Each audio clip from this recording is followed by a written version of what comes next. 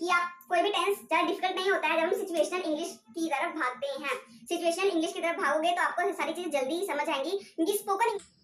Hi everyone, welcome back to my channel English with Dehati ma'am. And friends, in today's video we are going to learn continuous tense. Yes friends, continuous but imperfect means ki present perfect continuous tense. Because friends, we have already finished all type of sentences. Now we have to learn so many things only about perfect continuous. So today is the first day of perfect continuous tense, and in today's video itself we are going to learn present perfect continuous tense.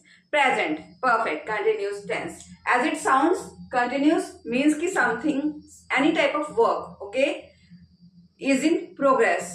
But just because of perfect, it also seems to us like something is just like present perfect tense, कि कुछ तो है जो present perfect tense की तरह होता है.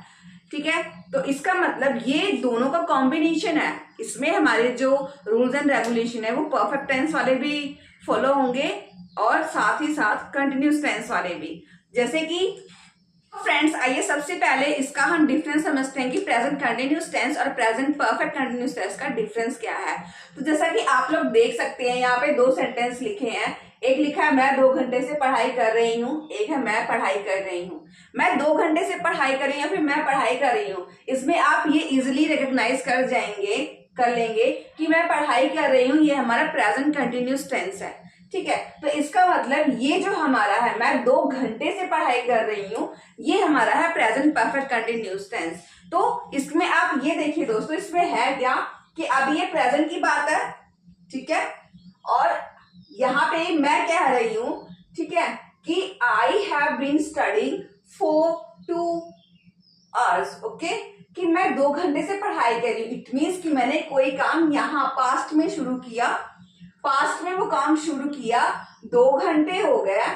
ठीक, ये 2 घंटे हो गए और अभी मैं पढ़ रही हूं और पता नहीं कब तक मैं पढ़ती रहूंगी. ठीक, अब मैं 2 घंटे और पढ़ सकती हूँ, मैं 3 घंटे और पढ़ सकती हूँ, फिर 4 घंटे भी पढ़ सकती हूँ. तो ये काम प्रोग्रेसिंग है. ठीक है, अभी वो काम हो रहा है. तो समझ आ गया आपको, कोई काम जो पास्ट में शुरू हुआ है और वो काम अभी भी स्टिल इट्स इन प्रोग्रेस, अभी वो काम हो रहा है और इन फ्यूचर कब तक जारी होगा वी डोंट नो, उसको हम बोलते हैं प्रेजेंट परफेक्ट कंटिन्यूस टेंस.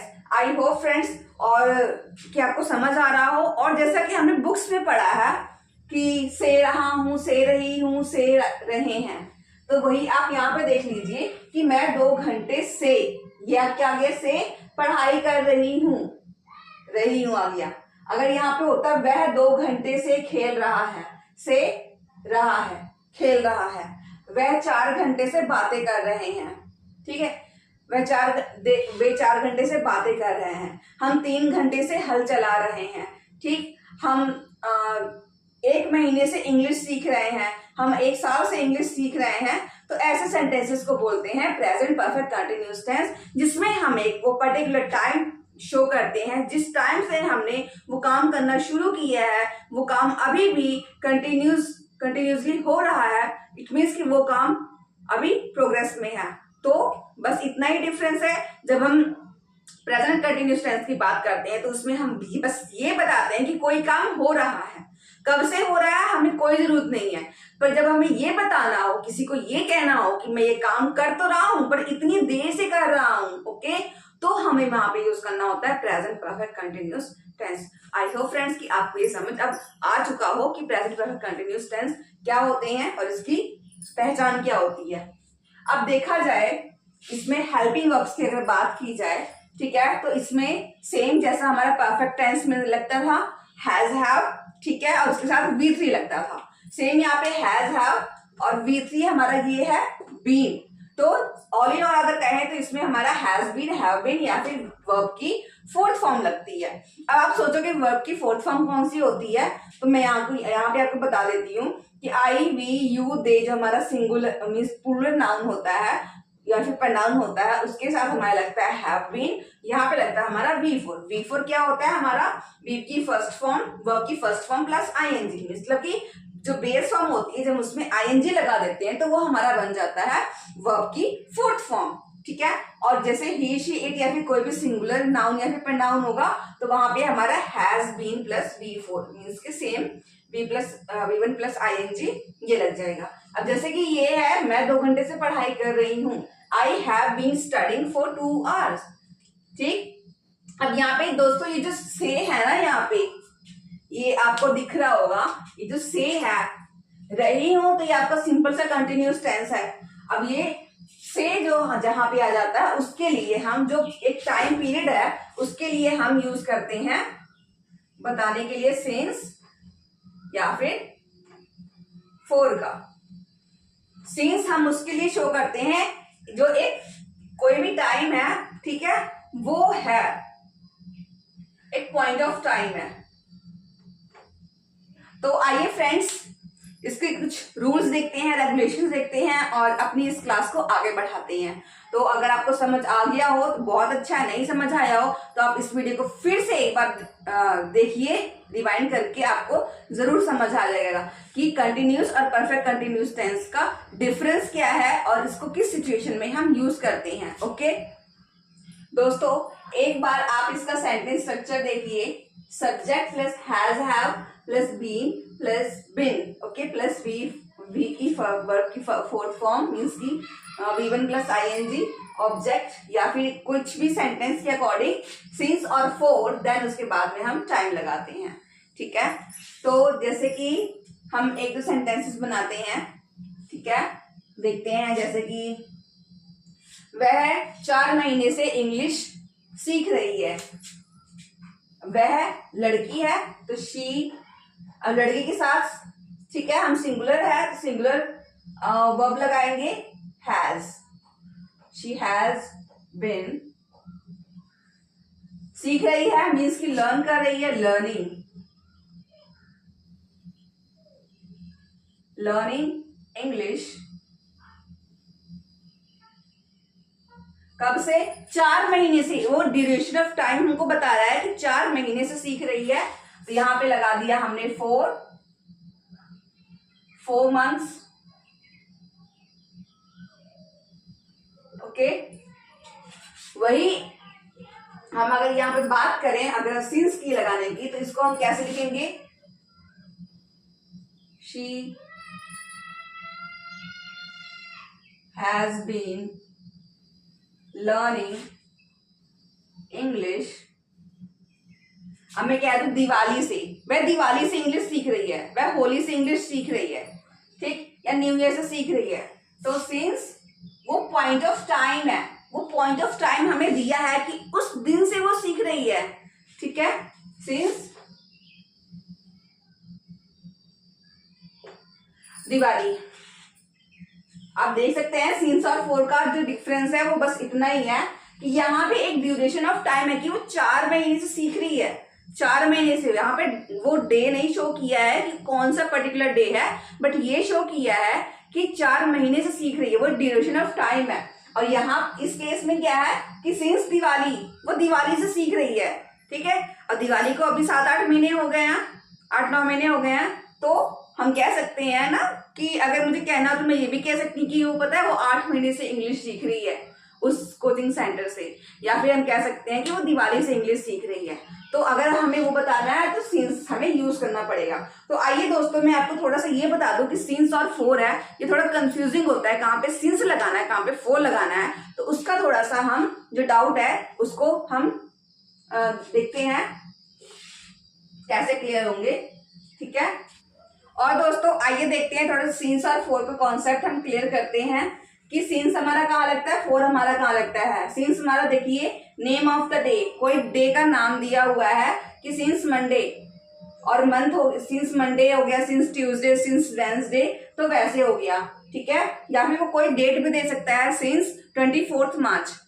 ठीक है, उस पर्टिकुलर वो तारीख भी बता सकता है। Name of the month, since March, since December, since January, जो भी आपका मंथ हो। Since year, since 2004, since 1994, since 2016।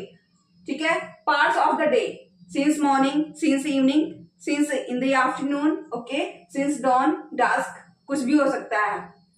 Time, since 5 PM, since 6 AM, since 12 AM। Season, since summer, since winter, festival, since Diwali, since Holi, name of the events कि since is birth, since is marriage, since he got first rank in that, ठीक है।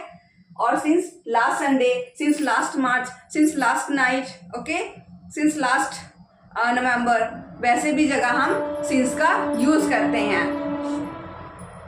और four का हो गया same और friends, ऐसे ही four का यूज करना है, जैसे कि फॉर 30 मिनट्स टाइम है, for 30 minutes, for 5 minutes, for 16 minutes, या फिर फॉर 1 आवर, फॉर 2 आवर्स। जैसे मंथ्स के लिए हो गया for 2 months, for 4 months, for 6 months, for 7 months. Years के लिए हो गया for 2 years, for 3 years. Days के लिए हो गया for 5 days, for 6 days, for 7 days. Weeks के लिए हो गया for 2 weeks, for 6 weeks, for 7 weeks. ऐसे हम सिंस और फोर का यूज करते हैं। तो आइए अब इसके देखते हैं, इसके हमारे जो भी sentence structure different different types के होते हैं, और देखते हैं इसकी कुछ एग्जाम्पल्स। तो फ्रेंड्स देखिए इसका पॉजिटिव का sentence structure, subject plus has, have plus been plus V, verb की fourth form, then object, then since और फोर, देन उसके बाद में period of time. Subject has not been, okay. जब नेगेटिव का होगा तो यहाँ पे नॉट लग जाएगा, हैज और हैव के बाद में हम नॉट लगा लेते हैं, ठीक है। यहाँ पे आप हैव भी, अगर सब्जेक्ट आपका प्लूरल होगा तो आप यहाँ पे हैव भी लगा सकते हैं, देन वी सेम। और वैसे यहाँ पे has, have plus subject plus been plus verb की fourth form plus object plus since और फोर प्लस टाइम, ओके। तो इसकी कुछ एग्जांपल्स देखते हैं और उसके बाद में हमें को ये समझ आ जाएगा, ठीक है। He has been watching the plants since morning. वह सुबह से पौधों को पानी दे रहा है। He has been watching the plants since morning. I have been speaking Hindi since last month. मैं आखिरी महीने से, मीन्स कि 1 महीने पहले से, जो अभी से पहले वाला मंथ है, उस मंथ से मैं हिंदी बोल रही हूँ, सिंस लास्ट मंथ, ओके। और जैसे कि 4 का भी हम देख लेते हैं example. She hasn't been cooking food for 15 minutes। देखिए, she hasn't been cooking food for 15 minutes। वह 15 मिनट से खाना नहीं बना रही है। या फिर क्वेश्चन मार्क वाले देख लेते हैं, इंटरोगेटिव वाले। has she been reading books for 3 days? Has she been reading books for 3 days? क्या वह 3 दिनों से किताब पढ़ रही है, ठीक है। या फिर अगर नॉट वाला नेगेटिव, इंटरोगेटिव भी हो नेगेटिव भी हो तो हमारा हैज नॉट ला जाएगा, ठीक है। हैज नॉट यहाँ पे हमारे लगेगा, पर हम यहाँ पे इसको हैजंट लगा देंगे। हैजंट she been आगे reading books for 3 days, same। hasn't she been reading books for 3 days? कि वह 3 दिन से किताबें नहीं पढ़ रही है। तो ऐसे होता है हमारा present perfect continuous tense. I hope कि आपके सारे कॉन्सेप्ट क्लियर हो गए हों, और आई होप कि आपको समझ भी आ चुका होगा। और फ्रेंड्स, अब इसके बाद में हम अपनी नेक्स्ट क्लास में मिलेंगे, बट इससे पहले आपको ये सारी चीज समझनी है, देखनी है, सुननी है, अच्छे से आपको प्रैक्टिस करनी है। देन उसके बाद में हम आगे बढ़ेंगे। और बस आपसे यही कहूंगी लास्ट में कि आप कोई भी टेंस ज़्यादा डिफिकल्ट नहीं होता है जब हम सिचुएशनल इंग्लिश की तरफ भागते हैं। सिचुएशनल इंग्लिश की तरफ भागोगे तो आपको सारी चीजें जल्दी ही समझ आएंगी, क्योंकि स्पोकन इंग्लिश में हम एट ए टाइम हमें बोलना होता है, एट ए टाइम हमें हर चीज समझनी होती है, तो वो स्पोकन इंग्लिश के रूल्स फॉलो करके ही आती है। तो आप किताबी कीड़ा मत बनिए, आप सिचुएशन समझें और उस पर आप कोई भी रूल और रेगुलेशन को अप्लाई करें, तब आपके लिए बहुत ही ईजी होगा कुछ भी करना। तो आई होप फ्रेंड्स कि सब कुछ आपके दिमाग में घुस गया हो, और we will met in a next video. Till then bye bye, keep learning, keep practising and keep speaking.